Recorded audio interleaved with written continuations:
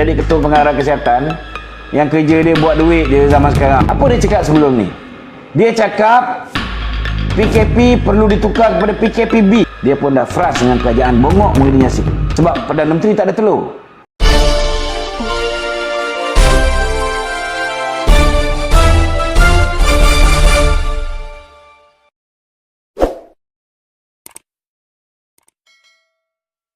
Ya Datuk, berbalik pada soalan saya, adakah Datuk setuju kenyataan Khalid Nordin tadi menggesa kerajaan melantik seorang jeneral baru untuk mengetuai dan merangka pendekatan baru mengenai COVID-19? Saya setuju. Saya setuju. Setuju Kenapa kau tengok aku macam tu? Sebab apa Datuk? Setujulah. Engkau dah ada Buffalo jadi ketua pengarah kesihatan yang kerja dia buat duit dia zaman sekarang ni. Kau nak kekal kan? Apa dia cakap sebelum ni? Dia cakap PKP perlu ditukar kepada PKPB. Betul tak? Betul. Engkau ketua pengarah kesihatan, engkau bagi nasihat PKP kena tukar kepada ketua pergi ke PKPB. Maknanya apa? Maknanya kau tahu rakyat dah nak mati. Bukan kerana COVID, kerana sektor ekonomi ditutup. Maka dia memberikan kenyataan mendahului keputusan kementerian. Bila dia beri kenyataan mendahului keputusan kementerian, kau tak payah cerita kat orang. Aku memberitahu bahawa dia pun dah frust dengan kerajaan bongok Muhyiddin Yassin. Dia ketua pengarah kesihatan, dia mana boleh dia mendahului Perdana Menteri ataupun C5 ataupun apa dipanggil? Bukan yang buat ni, Menteri Pertahanan. Betul tak? Yang patutnya membuat pengumuman ni ialah Menteri Pertahanan. Sebab Perdana Menteri tak ada telur. Kan? Yang ada telur ni Menteri Pertahanan. Sebab dia tahu kalau yang pengumuman PKP kan, Menteri Pertahanan hari ni orang panggil Menteri PKP. Sebab apa? Sebab Perdana Menteri tak ada telur, dia tak berani nak membuat keputusan setiap hari ni pengumuman, maka dipindahkan kepada Menteri Pertahanan. So bila Menteri Pertahanan ni jadi pancing beg lah. Faham tak? Bila dia umumkan PKP sambung, orang marah kat Menteri Pertahanan ke orang marah kat Menteri Perdana Menteri? Orang marah kat Menteri Pertahanan. Nampak tak celaka Muhyiddin ni? Maknanya function menteri-menteri tak ada function tu. Mana? Kuasa dari segi kuasa yang tak, Menteri Pertahanan pun tak nak PKP ni diteruskan. Dia dah sebut. Ya. Kenapa dia orang ni sebut? Kenapa Nur Hisham sebut? Sebab dia orang dah tak boleh tahan meneruskan penipuan ni. Kena tahu tu. Kau ingat dia orang ni tak ada perasaan? Betul dia orang buat duit. Tapi kau rasa ni ketua pengarah kesihatan tak ada perasaan ke? Dia pun ada perasaan. Dia pun tahu, cukup lah. Setahun lah kau orang buat duit. Cukup. Itu sebab sebelum kabinet buat keputusan meneruskan, dia lafazkan dulu. Dia cakap PKP akan bertukar menjadi PKPB. Takkan diteruskan. dia bagi hint dah. Dia dah bagi hint. Supaya apa? Supaya dia beritahu bahawa sebenarnya keadaan tak serius. Dah cukup lah tu buat PKP. Daripada orang mampus kerana kau tutup sektor ekonomi, kan? Buka balik, bagi peluang orang bernafas balik. Orang dah sampai sini semua. Itu kena faham, kena baca sebaliknya. Kenapa Nur Hisham memaklumkan, mendahului keputusan kabinet, mendahului keputusan Perdana Menteri, mendahului keputusan Menteri Pertahanan. Dan Menteri Pertahanan pun sebut takkan diteruskan. Dia pun lebih faham macam mana nasib peniaga-peniaga kat bawah ni. Kan? Dia faham. Tengok video dia dekat dalam dia punya Facebook. Nasib peniaga-peniaga kecil, dia pergi jumpa apa semua. Maknanya dia faham. Tapi nak buat macam mana? Tidak ada kuasa. Kuasa tu terletak kepada orang yang bergantung harap supaya PKP ni berterusan untuk nyawa politik dia ni diteruskan. Yang jadi mangsa siapa? yang jadi bangsa rakyat biasa.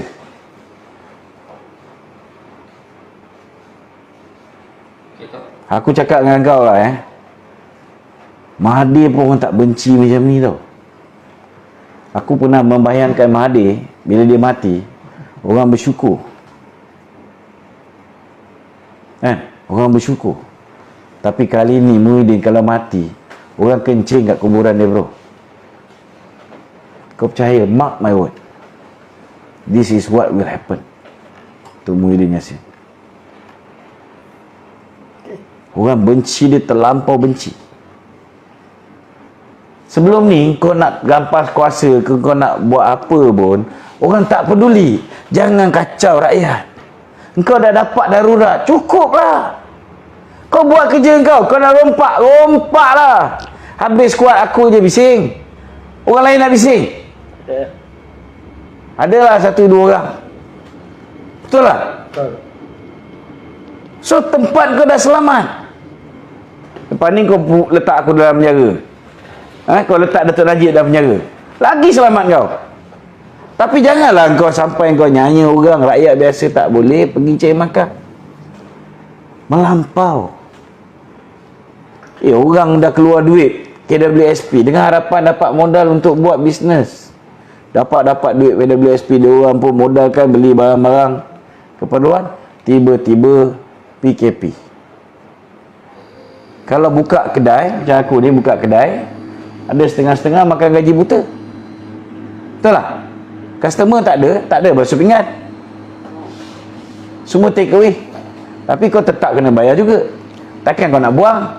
Lepas tu kalau kau buang sekarang, besok lusa buka balik, kau kena cari balik. Kalau boleh cari tak apa. So suka tak suka kau kena maintain pekerja-pekerja ni. Dan inilah keadaan orang yang berniaga kat bawah, kan? Terpaksa bayar gaji walaupun kerja tak ada. Terpaksa bayar sewa penuh. Bukan semua tuan kedai sanggup untuk mengurangkan deposit ataupun sewa kedai. Kedai aku ni alhamdulillah, dia punya penyewa dia okey, kan? Tapi kedai orang lain macam mana?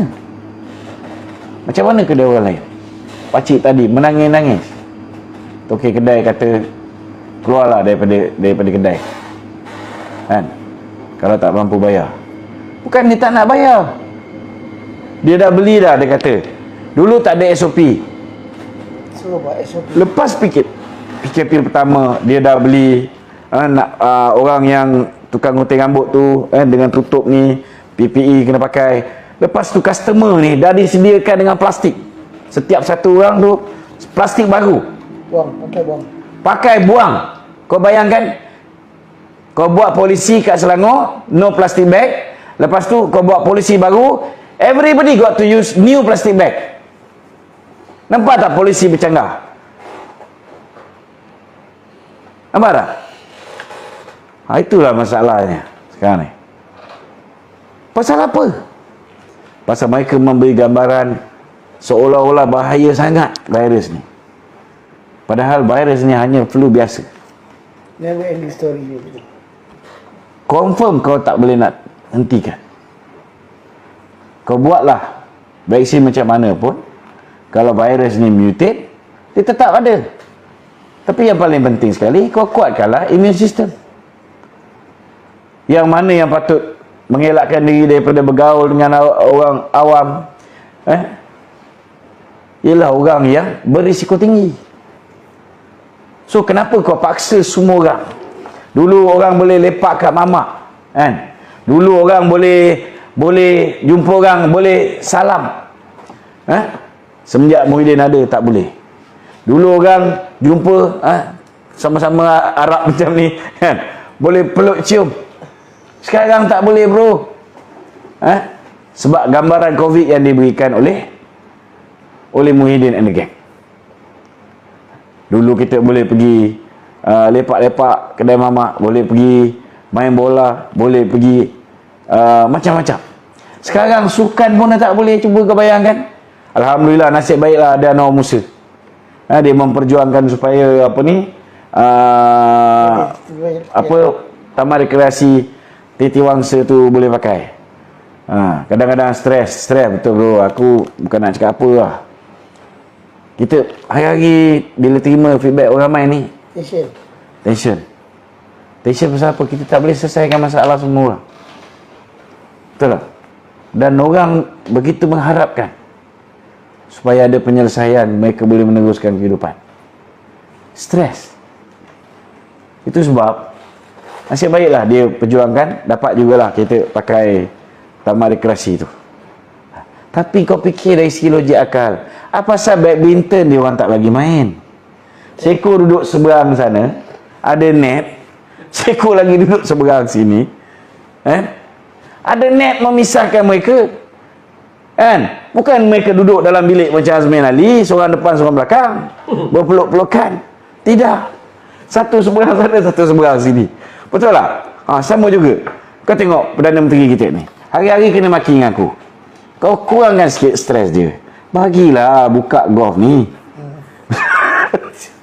Kurang-kurang time dia memukul bola tu kan. Dia nak libas tu, dia bayangkan muka aku kat kepala bola tu. Hilang sikit stres dia. Betul tak? Betul. So, cukuplah. Kita ni dah jadi nation yang it's a very stressful nation. Aku pun nak cakap apa pun tak tahulah, Kar.